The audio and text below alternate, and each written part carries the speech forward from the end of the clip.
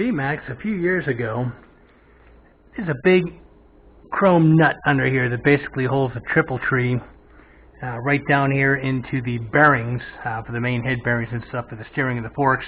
And it's okay. I mean, it's a nice looking bolt. It's all chrome plated. But I don't always like wearing a watch. But unfortunately, I do like knowing what time it is. So I bought this little clock here. So the bezel was the biggest thing. It's a special size and all that stuff to fit this nut. And then, of course, they had a clock in it. Well, the clock died. So I went to the company I ordered the clock from. They not only no longer exist, but you can't even buy a replacement clock. So what do?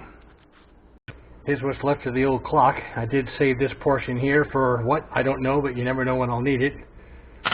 And I actually went ahead and bought this kit. It's real light. It's kind of cheap.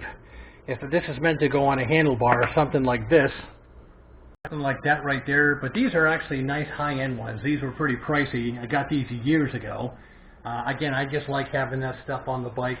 And like I said, I don't like always wearing a watch, especially when you're wearing gloves when it's cold out. So I went ahead and ordered that one from Amazon. It's nice and cheap. I took a measurement inside here and went ahead and took a chance. And needless to say, it fit perfect. Here's the bezel to the old one. That fit right in there, so I knew I was on the right track. And then I went over to my VMAX and popped the new clock in.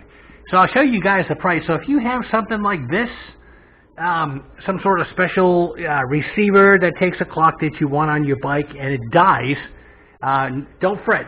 You definitely don't get rid of the base. Just go ahead and dig around and try to find a clock that's out there that'll slide back right in. They're basically pretty standard as far as the size of these clocks. They don't make too many of them that are a different size.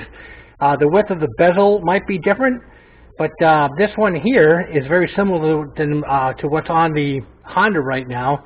And it does come out to the edge. So basically, they're all interchangeable. So you can basically buy a new clock. And if this ever dies on the VMAX, then I know I can always order another clock. And I'll show you how much that is. It wasn't that pricey at all. So you don't have to worry about it. You can always get a replacement.